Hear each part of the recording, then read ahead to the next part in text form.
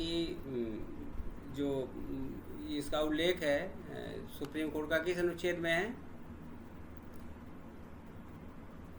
बताइए। Sir 124 sir 124 124 में sir. 124 है।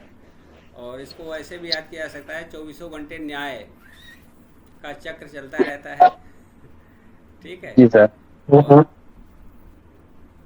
और आप मगर हम और उसमें जाएं, सांस्कृतिक काल में जाएं, तो वस्तुतः धर्म का अभिप्राय न्याय ही होता है। और सुप्रीम कोर्ट का जो ध्येय वाक्य है वह क्या है, यतो धर्मः ततो जयः। ठीक है। और इसी से फिर जो धर्म चक्र प्रवर्तन है, ये सारे के सारे तथ्य इसमें सम्मिलित हैं। तो जो अशोक चक्र है, अशोक चक्र में भी ये चीज़ है, यतो धर्म या धर्म चक्र। अशोक चक्र का मतलब ये धर्म चक्र प्रवर्तन है, मतलब न्याय का चक्र हमेशा प्रवर्तित रहे। यह कहाँ का ध्येय वाक्य है, धर्म चक्र प्रवर्तनाय।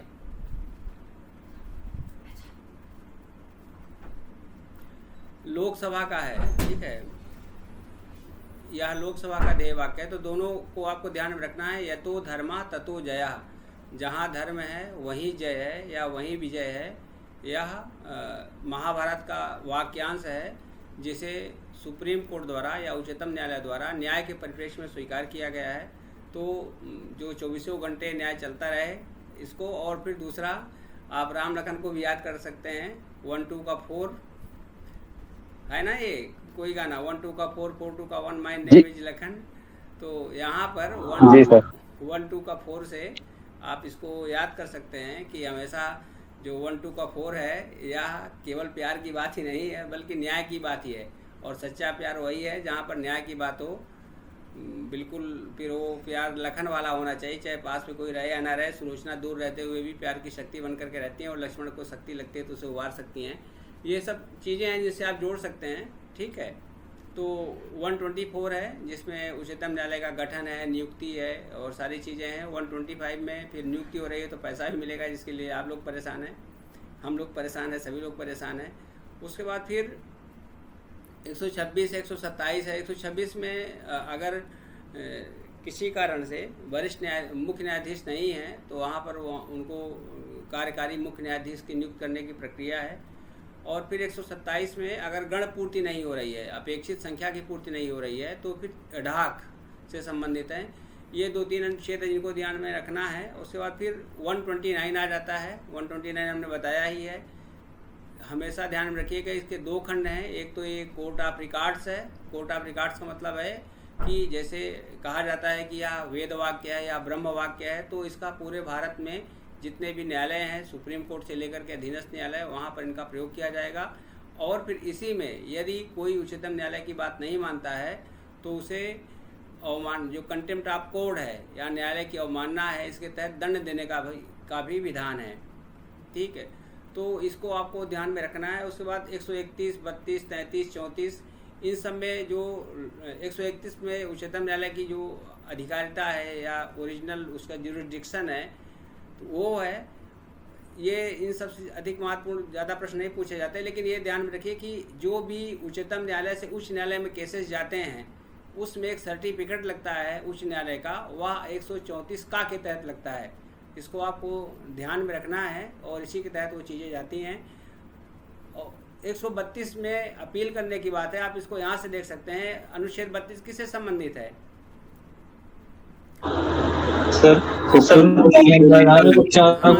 Constitutional remedies. सकते हैं। ठीक है, समझिए। 132 को आप ढूंढ सकते हैं, जहाँ संविधान का सारवान प्रश्न निहित है या विधि का सारवान प्रश्न निहित है, उसके लिए अपील की जा सकती है। कहाँ अपील की जा सकती है? सुप्रीम कोर्ट में अपील की जा सकती है। ठीक है। एक इसमें है, 132 में है, तो आपको 32 से 132 को कोरिलेट कर सकते हैं, फिर ये कभी नहीं भूलेगा। वहाँ पर भी संवैधानिक उपचार हैं, मतलब संविधान के अनुसार अगर काम नहीं होता है तो सुप्रीम कोर्ट उसका उपचार करेगा, इलाज करेगा। लोग कहते नहीं आओ हम तुम्हारा इलाज करते हैं, तो 32 के तहत वहाँ इलाज होता है। और यहाँ 132 के तहत क्या होती है, उन्हीं संवैधानिक प्रश्नों की व्याख्या होती है जिसके तहत अपील की जा सकती है। फिर 133 में छोटा मोटा झगड़ा होता है, इसको हम सिविल मामले कहते हैं, इनमें अपील की जाती है। जब सिविल मामला, आपने मेरा पेन चुरा लिया, पैसा चुरा लिया, ये सारे के सारे सिविल मामले हैं। और उसके बाद फिर जब मारपीट हो गई तो क्या हो जाएगा, 134 आ जाएगा, जिसके तहत जो दांडिक मामले हैं, आपराधिक मामले हैं, उनसे संबंधित अपील सुप्रीम कोर्ट में की जाती है। लेकिन इन सब की अपील में निश्चित रूप से पहले एक सर्टिफिकेट होना चाहिए। और किसका सर्टिफिकेट होना चाहिए, 134A या 134 का के तहत। ठीक, तो ये महत्वपूर्ण आर्टिकल्स है। उसके बाद फिर 137 बार बार पूछा जाता है, जिसमें आपको इसको ध्यान में रखना है। 137 किससे संबंधित कोई बता सकता है, पुनरावलोकन किसका सर पुनरावलोकन, न्यायिक पुनरावलोकन, जुडिशियल न्यायिक पुनरावलोकन, किसका न्यायिक पुनरावलोकन, संसद के कार्यों का, विधायिका के कार्यों का, कि न्यायपालिका के कार्यों का, या जजमेंट, फैसला का? जजमेंट और अपने ही ऑर्डर है, जजमेंट्स जो का। सुप्रीम कोर्ट का जजमेंट और ऑर्डर होता है न्यायिक उसका। बिल्कुल बिल्कुल, न्यायालय अपने ही निर्णयों और आदेशों का फिर से रिव्यू कर सकता है। जैसे कि गोलकनाथ मामले में जो निर्णय दिया गया उसको केशवानंद में बदल दिया गया। गोलकनाथ में निर्णय दिया गया था कि जो मूल अधिकारों का संशोधन नहीं हो सकता, फिर केशवानंद ने उसको बदल दिया, कहा कि नहीं, मूल अधिकारों का संशोधन हो सकता है, किंतु इसमें हमें ध्यान रखना पड़ेगा क्योंकि जो बेसिक स्ट्रक्चर है, जो फंडामेंटल, वो जो बेसिक स्ट्रक्चर है, जो मूल संरचना है, वह खंडित नहीं होनी चाहिए। ठीक है, तो इस प्रकार से 137 के तहत, 137 के तहत न्यायालय खुद अपने अंदर झांकता है कि हमने जो किया है वह सही किया है या गलत किया है।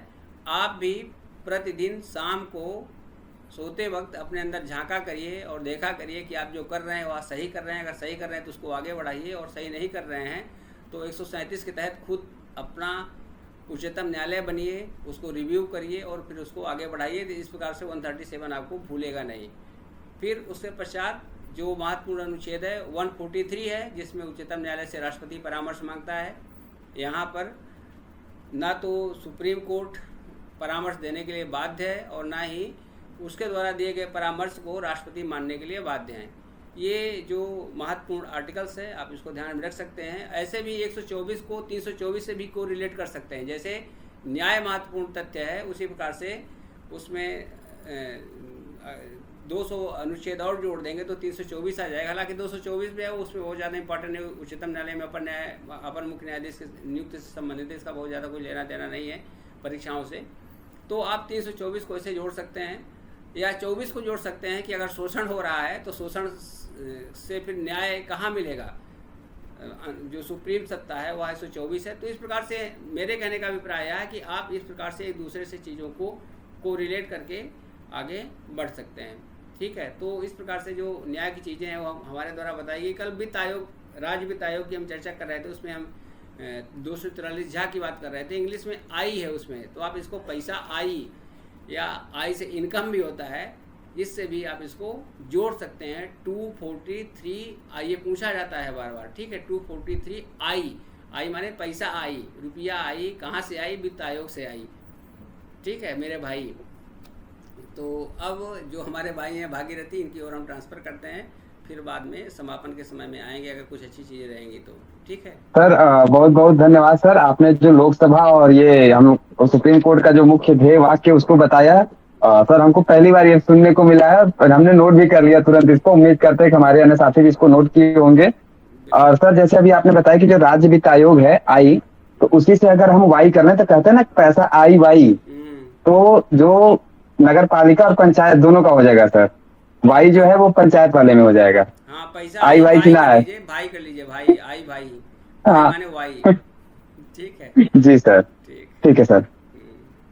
और नहीं भी आएंगे तो चलिए भाई दोस्तों, वाला भाई आएगा वो पैसा ले जाएगा। ठीक है सर। ठीक, ओके। तो दोस्तों आप लोगों को कल ग्रुप में यूपी स्पेशल का, और आज पहले ही बता दिया गया, तो यूपी स्पेशल की क्लास रहेगी और आज और कल दोनों दिन यूपी स्पेशल रखा जाएगा, जिसमें महत्वपूर्ण जो भी यूपी से रिलेटेड है आपको सारी चीजों को, वो चाहे पॉलिटी हो या फिर जो इकोनॉमिक्स से रिलेटेड हो, सारी चीजों को कंप्लीट कर लिया जाएगा, क्योंकि ये कंप्लीट करना जरूरी है हम लोगों के लिए। ठीक है, तो सबसे पहले आप लोगों को जो पहला पीडीएफ दिया गया है वहीं से शुरू करते हैं, और साथ में आप लोग को पेन कॉपी रखे रहिएगा। बहुत सारे फैक्ट होंगे जो कि नोट्स में नहीं है या फिर कहीं नहीं है, तो उसको बोला जाएगा और आप लोग लिखते जाइएगा कृपया करके। बीच में कोई भी इतना हम स्लो बोलेंगे कि आप लोग लिख लीजिएगा, और अगर नहीं लिख पाइएगा तो सर से बोल दिया, सर आज सर प्लीज क्लास रिकॉर्डिंग लगा लीजिएगा, जिससे कि सर किसी को अगर छूट जाए तो फिर बाद में रिकॉर्डेड क्लास को सुन ले। ठीक है सर, तो आप लोग इसको ध्यान दीजिएगा क्योंकि रिकॉर्डिंग बीच में लगा आप दी अगर गई है, कभी कभी तकनीकी व्यवधान उत्पन्न हो जाता है, इसी कारण सूची रिकॉर्ड नहीं होती। प्रतिदिन मैं रिकॉर्ड करने का कोशिश करता हूँ। ठीक, ठीक तो ठीक सर, ठीक लगा सर, रिकॉर्डिंग। ठीक। चलिए, तो सबसे पहले आप लोग देख रहे होंगे यूपी सार्वजनिक परीक्षा अध्यादेश 2024। तो सार्वजनिक परीक्षा अध्यादेश यानी अध्यादेश जारी करने की शक्ति राष्ट्रपति को है, अनुच्छेद 123 के तहत, ये सबको पता होगा। ठीक है, और राज्यपाल अध्यादेश जारी कर सकता है, ये किस अनुच्छेद में है, जिसका नाम लिया जाएगा वो बताएंगे कृपया, रिशु मैम बताएंगी।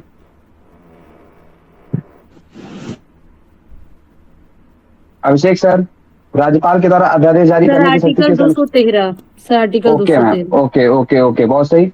बस याद करना आसान है, 1 2 3 उधर है, 2 2 1 3 इधर कर दीजिए, पलट दीजिए इसको। ठीक है, चलिए, तो उत्तर प्रदेश के राज्यपाल ने अनुच्छेद 213 के तहत प्राप्त शक्तियों को प्रयोग करते हुए उत्तर प्रदेश सार्वजनिक परीक्षा अध्यादेश 2024 को मंजूरी दी, और ये 25 जून 2024 को आया। ये डेट याद रखिएगा आप लोग, 25 जून 2024। ठीक है, वैसे 25 जून को एक और दिवस के रूप में मनाए जाने का घोषणा की गई भारत सरकार के द्वारा, ये बताएंगे अभय सर। रुचि मैम। सर संविधान हत्या दिवस।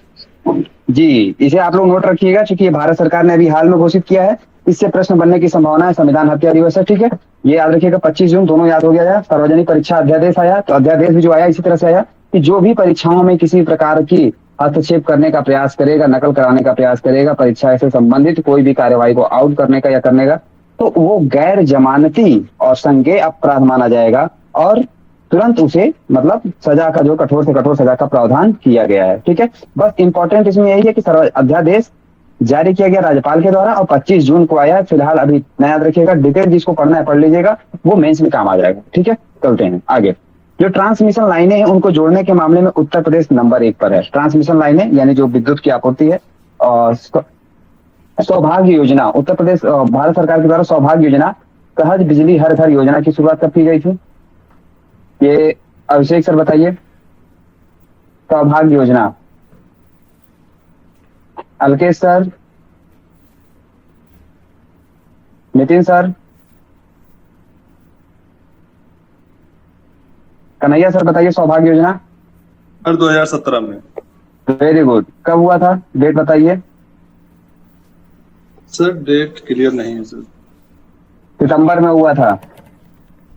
अब पकड़ लीजिए, सितंबर में किसका जन्मदिन है? नरेंद्र मोदी जी का। सितंबर में नरेंद्र मोदी जी का भी है और पंडित दीनदयाल उपाध्याय जी का भी है। ठीक है, तो पंडित दीनदयाल उपाध्याय जी के जन्मदिन के दिन शुरू किया गया था, 25 सितंबर को हुआ था। इसे याद रखिएगा, प्रधानमंत्री सहज बिजली हर घर योजना। ठीक है, प्रधानमंत्री सहज बिजली हर घर योजना ये सितंबर 2017 में शुरू हुई थी और बहुत ही इंपॉर्टेंट ये योजना है क्योंकि इस समय 24 घंटे बिजली देने का जो भारत सरकार का लक्ष्य वो करते हैं, ये पूरा कर लिया गया है, यद्यपि अभी गाँवों में वो पूरा नहीं हो पाया। ठीक है, चलिए, तो ट्रांसमिशन लाइनें को बहुत ज्यादा कुछ नहीं करना, बस हमें याद रखना है कि उत्तर प्रदेश शीर्ष पर है, ये से यहाँ से याद रखिएगा। फिर आगे बढ़ते हैं। आरती को अमल क्लूनी महिला सशक्ति पुरस्कार, अमल क्लूनी महिला सशक्तिकरण पुरस्कार दिया गया। ये उत्तर प्रदेश के बहराइच जिले की रहने वाली हैं। ठीक है, उत्तर प्रदेश के बहराइच जिले की रहने वाली हैं। तो अब बहराइच में ही कोई अपना नेशनल पार्क कोई बताएंगे क्या? नहीं है, कतरनिया घाट। कतरनिया घाट, वेरी गुड। ठीक है, तो यहाँ से याद रखिएगा कतरनिया घाट भी है। अब जो लोग नहीं जानते से नोट करते जाइएगा, ऐसे ही क्वेश्चन आएंगे आपके सामने रखना है। तो ये आरती को अमल क्लूनी महिला सशक्ति पुरस्कार जो दिया गया है, ये पिंक ई रिक्शा पहल के तहत जो उन्हें रिक्शा प्रदान किया गया लड़कियों को प्रेरित करने के लिए, तो उनको दिया गया था बहराइच जिले में। और ये पुरस्कार जो है ब्रिटेन की चैरिटी जो है प्रिंस ट्रस्ट इंटरनेशनल द्वारा आयोजित किया गया था, उसमें दिया गया। तो ये भी इंपॉर्टेंट है कि ब्रिटेन के द्वारा ये अवार्ड दिया गया है, इसलिए आरती का नाम याद रखिएगा। हम लोग आरती करते हैं ना, तो आरती हुई है जो ई रिक्शा पहल हुआ, तो ई रिक्शा पहल के तहत उनको दिया गया है। तो जो बहरे लोग हैं उनकी आरती करके सम्मान दिया गया। ऐसे पकड़ सकते हैं कि बहरे लोगों को भी आरती करके सम्मान दिया, बहराइच जिले की रहने वाली। ठीक है, यहाँ से याद रखिएगा। आगे बढ़ते हैं। आरबीआई ने पूर्वांचल सहकारी बैंक का लाइसेंस रद्द कर दिया गया है। वैसे सहकारिता का भारत में सहकारिता के जनक किसे माना जाता है? रेशु मैम, भारत में सहकारिता के जनक किसको माना जाता है, या विश्व में सहकारिता के जनक किसको माना जाता है? कोई बताएगा? कोई एक माइक ऑन करके बताइए। आज तो इसमें हैंड राइज बहुत कम होता है। सर रॉबर्ट ओवेन को। क्या सर, क्या अर्चना मैम? रॉबर्ट ओवेन को। नहीं नहीं, एफ निकोलसन है, एफ निकोलसन। सरकारी आंदोलन के जो जनक माना जाता है विश्व स्तर पर, एफ निकोलसन है, और भारत में कर्जन के द्वारा लाया गया था। ठीक है, इसे याद रखिएगा। चलिए, तो एफ निकोलसन है सरकारी आंदोलन के जो जनक है वैश्विक स्तर, और भारत में जो है कर्जन के समय में हुआ था। ठीक है, तो कर्जन का शासनकाल कब से कब है भारत में? Anamika ma'am, Rani ma'am.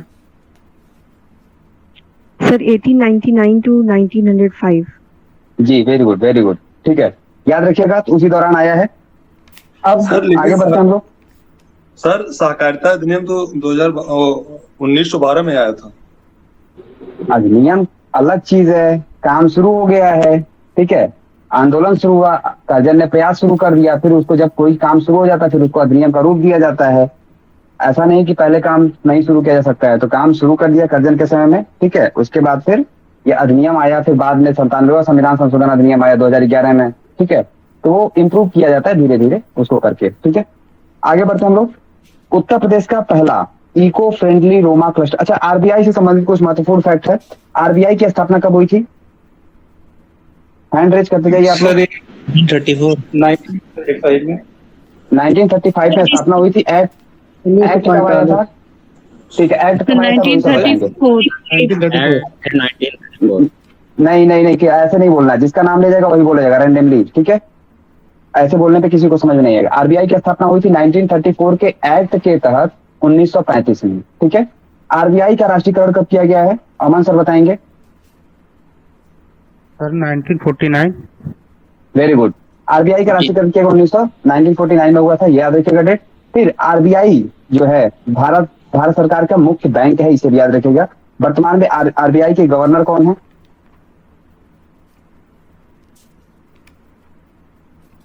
शक्तिकांत दास।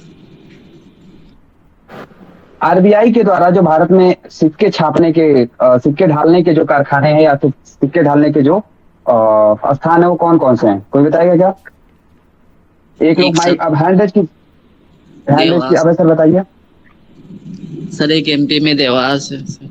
देवास पर सिक्के ढालने के लिए नहीं है।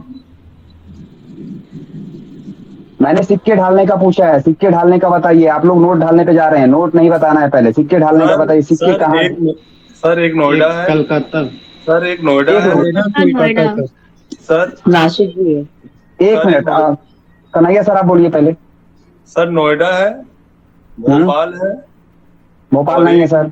नागपुर है, नासिक है sir, Nashik, sorry sir, Nashik नहीं है सर, गलत नहीं बताइए। अगर नहीं पता तो मुझे बताया जाएगा।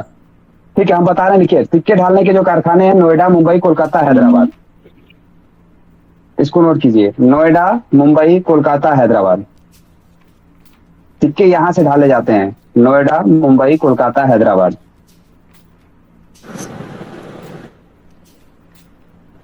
और नोट छापने के जो कारखाने हैं उसका कोड है नादे मैसा। ठीक है, आप लोग लिख लीजिए नादे मैसा। नागपुर, देवास, मैसूर और सालवीन। ठीक है, कोलकाता में है। नासिक है, नासिक, देवास, मैसूर और सालवीन, ये 4 स्थान है। नादे मैसा कोड बना लीजिए, उसको नो मुको है कर सकते हैं। सर कोड फिर से बता दें। एक एक अक्षर पकड़ के बनाना। नादे मैसा, नासिक, देवास, मैसूर, सालवीन, नोएडा, मुंबई, कोलकाता, हैदराबाद। एक एक अक्षर पकड़ के बनाना आसान है, ये याद रखिएगा। और देखिए, एक चीज बता दें आपको, अगर आपको नहीं पता है तो कंफ्यूजन वाली स्थिति में पहले से ही ना बताइए, क्योंकि अगर कोई सुनेगा और वो याद कर लेगा तो उसका क्वेश्चन गलत हो सकता है मैक्सिमम लोगों का। ठीक है, चलिए, तो नादे मैसा और नो मुको है आरबीआई के जो कारखाने, सिक्के ढालने के कारखाने हैं और नोट छापने के जो कारखाने हैं वो यहाँ पे हैं 4 स्थानों पे। ठीक है, चलिए आगे बढ़ते हैं। यूपी का पहला eco friendly Rooma cluster park कहाँ स्थापित किया गया? तो स्थापित किया बाराबंकी के भगौली गांव में। याद रखिएगा, बस इतना इंपॉर्टेंट है, बाराबंकी के भगौली गांव में स्थापित किया गया है। 16 मई को स्थापित किया गया है। डेट का एक बार रीडिंग देख लीजिएगा, बहुत इंपॉर्टेंट नहीं है। इसमें किस किस्म को, किसकी फसल को दिया गया है वरीयता? तो पुदीना को दिया गया है। ठीक है, पुदीना को दिया गया है, इसे भी याद रखिएगा, पुदीना। उसके बाद आते हैं उत्तर प्रदेश के 6 नए उत्पादों को जीआई टैग दिया गया है। उत्तर प्रदेश के कितने उत्पादों को जीआई टैग दिया गया है? तो 6। ठीक है, तो जीआई टैग जो दिया गया है वो तिरंगी 6 नए बर्फी। उत्पादों। सुनिए, अब उसमें कौन कौन से हैं? तिरंगी बर्फी है जो कि वाराणसी का है। ठीक है, तो मेटल तिरंगी कास्टिंग। बर्फी, ठीक है। मेटल, मैम हम बोलते जा रहे हैं। मेटल कास्टिंग क्राफ्ट है वाराणसी। थारू कढ़ाई है लखीमपुर खीरी का। बेंत और बांस शिल्प है बरेली का। जरदोजी शिल्प है बरेली का। और हैंड ब्लॉक प्रिंट टेक्सटाइल है पिलुकुआ हापुड़ का। ठीक है, अब जैसे जीआई टैग आ गया, अब जीआई एक्ट कब आया था? 1999 में आया था। जीआई एक्ट कब आया था? 1999 में। ठीक है, अब पहली बार जो जीआई टैग दिया गया था वर्ष 2004 में दिया गया था दार्जिलिंग चाय को। किसको दिया गया था? दार्जिलिंग चाय को। नोट कर लीजिएगा आप लोग। ठीक है, सर ईयर बताइए। 1999। अच्छा, जो दिया गया था 2004। जी सर।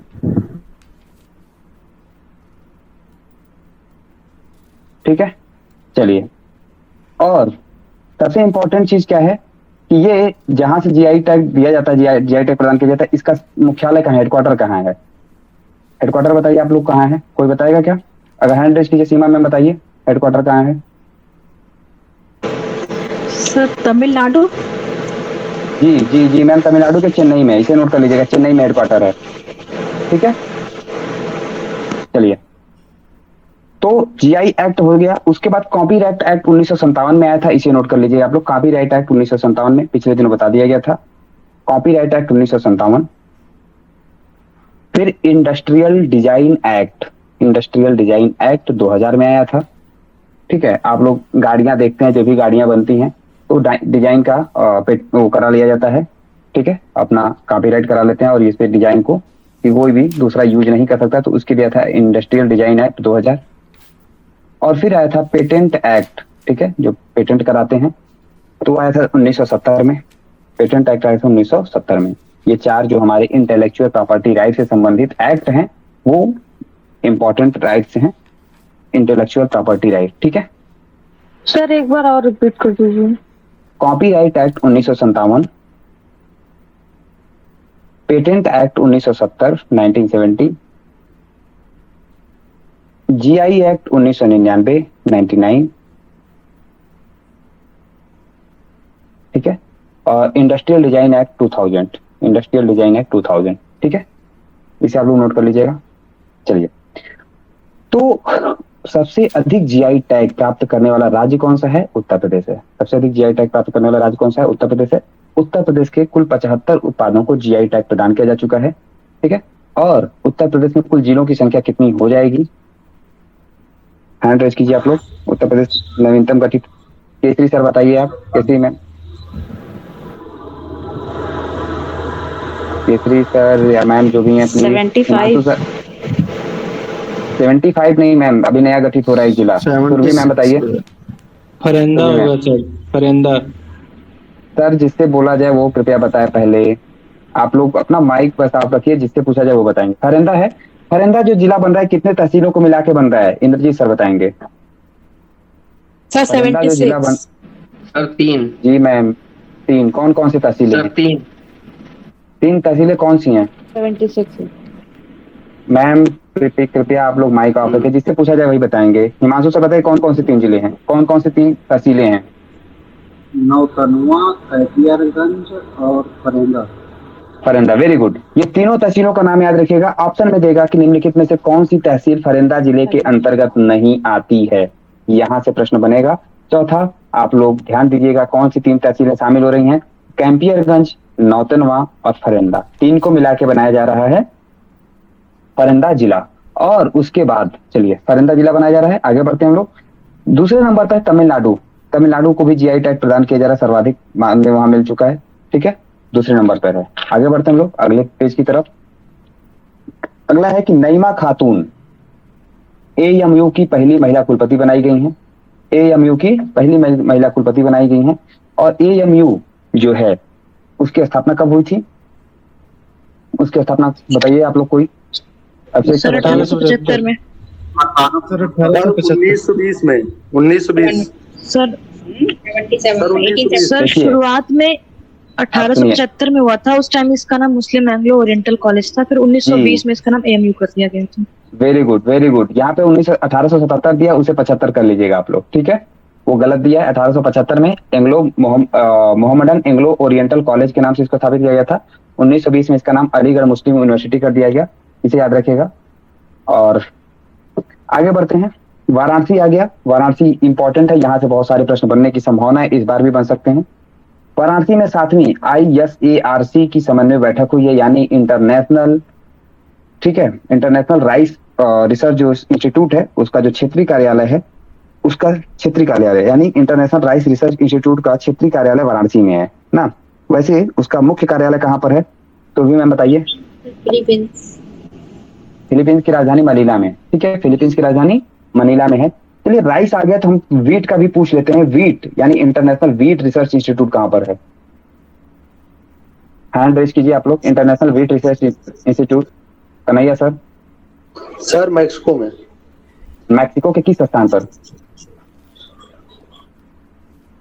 मैक्सिको के सीमिट में है, सीमिट, सीमिट, ठीक है, इसे लिख लीजिएगा, मैक्सिको के सीमिट में है, ठीक। चलिए इंपॉर्टेंट था। और उसके बाद चलिए तो जो अंतर्राष्ट्रीय चावल अनुसंधान संस्थान है उसका क्षेत्रीय कार्यालय वाराणसी में है, ठीक। और वाराणसी में इसकी एक बैठक हुई है, तो उतना इंपॉर्टेंट नहीं है। लेकिन अगला जो है, दुनिया का सबसे बड़ा ध्यान केंद्र खोला गया है कहाँ पर? वाराणसी में। दुनिया का सबसे बड़ा ध्यान केंद्र खोला गया कहाँ पर? वाराणसी में। और उसका नाम है स्वरवेद मंदिर, स्वरवेद महामंदिर। आप लोग नोट किए होंगे, पहले से पता होगा, लेकिन अब इसे नोट करते जाइएगा। स्वरवेद मंदिर, ठीक है, दुनिया का सबसे बड़ा ध्यान केंद्र है स्वरवेद मंदिर, वाराणसी में ही है।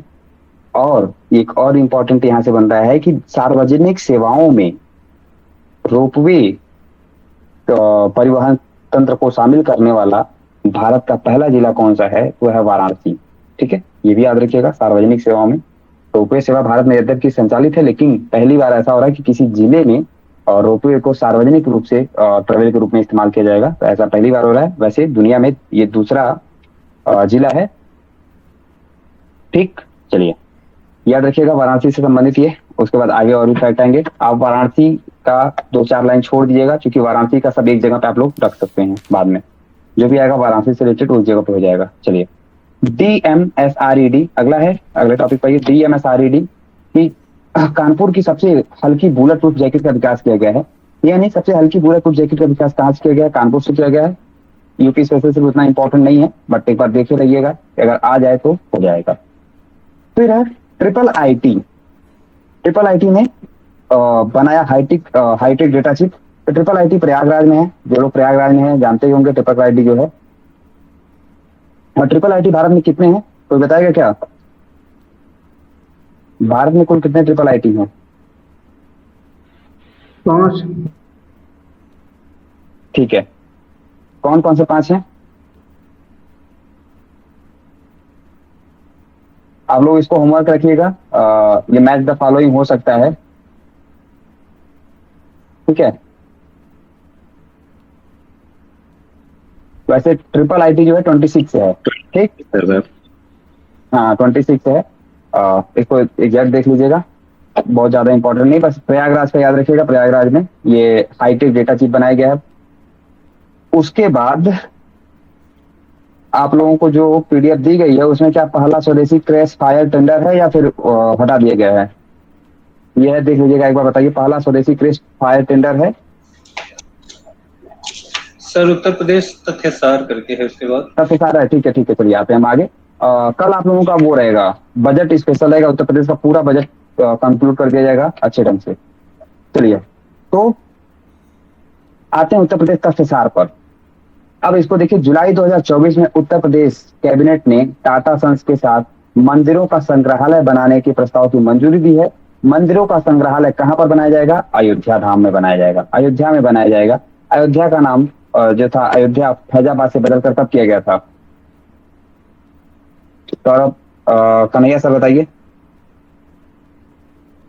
सर अयोध्या सब क्लियर नहीं है। अनामिका मैम,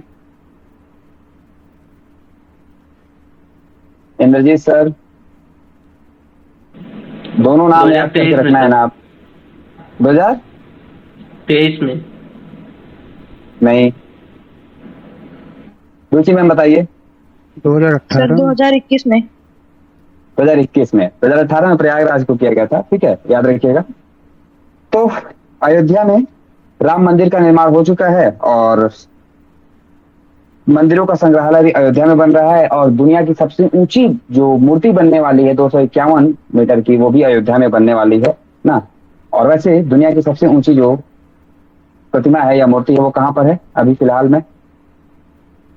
गुजरात। आप लोग गुजरात, ठीक है। कितनी मीटर ऊंची है? 186 फीट। सर नहीं, 182 182 मीटर है सर। फीट क्या है बोल रहे हैं आप लोग सर? चलिए, तो आगे आते हैं। उत्तर प्रदेश सरकार ने कहां पर दुनिया का पहला एशियाई किंग वल्चर संरक्षण एवं प्रजनन केंद्र स्थापित करने की घोषणा की? तो महाराजगंज जिले में है। याद रखिएगा, इससे रिलेटेड प्रश्न मेंस में भी आ चुका है, ठीक है, मेंस में भी आ चुका है। अब इंपॉर्टेंट चीज है कि अयोध्या में अयोध्या धाम जंक्शन रेलवे स्टेशन का उद्घाटन किया गया था मोदी जी के द्वारा। अयोध्या में जो हवाई अड्डा बन रहा है उसका नाम मर्यादा पुरुषोत्तम के नाम पर रखा जाना था, फिर बाद में इसका नाम बदल कर रख दिया महर्षि वाल्मीकि अंतर्राष्ट्रीय हवाई अड्डा, ठीक है। तो महर्षि वाल्मीकि अंतर्राष्ट्रीय हवाई अड्डा कहाँ पर है? अयोध्या में है, ठीक। अयोध्या हवाई अड्डे का उद्घाटन कर दिया गया है। और साथ में ही अमृत भारत एक्सप्रेस, देश की पहली अमृत भारत ट्रेन का संचालन कहां से कहां के बीच किया गया? तो दरभंगा से लेके दिल्ली के बीच किया गया है। याद रखिएगा, दरभंगा से दिल्ली, लेकिन जो हरी झंडी दिखाई गई है वो अयोध्या से दिखाई गई है। तो स्टेटमेंट रिलेटेड प्रश्न यहाँ से आ सकता है कि हरी झंडी कहां से दिखाई गई? हरी झंडी अयोध्या से दिखाई गई है। और चली कहां से है अमृत भारत ट्रेन? वो चली है दरभंगा से लेके दिल्ली तक, दरभंगा से लेके दिल्ली तक चला है। ये इंपॉर्टेंट है, ठीक है, याद रखिएगा आप लोग। उसके बाद वाराणसी में एक चीज और नोट कर लीजिए, काशी तमिल संगम। मैंने बोला है पेज आप लोग छोड़ के रखिएगा। वाराणसी में काशी तमिल संगम भी आयोजित किया गया है। काशी तमिल संगम वाराणसी में आयोजित हुआ है। नाम से ही स्पष्ट है काशी तमिल संगम, तो बस काशी लगा देना है आंख बंद करके, ठीक है। आगे बढ़ते सर वो हैं। नाम वाला एक बार चेक कर लीजिएगा, 23 है या 18 है? किस चीज में? मतलब फैजाबाद से अयोध्या कब हुआ है? 21 है शायद, अभी उसको चलिए कंफर्म करके बता दिया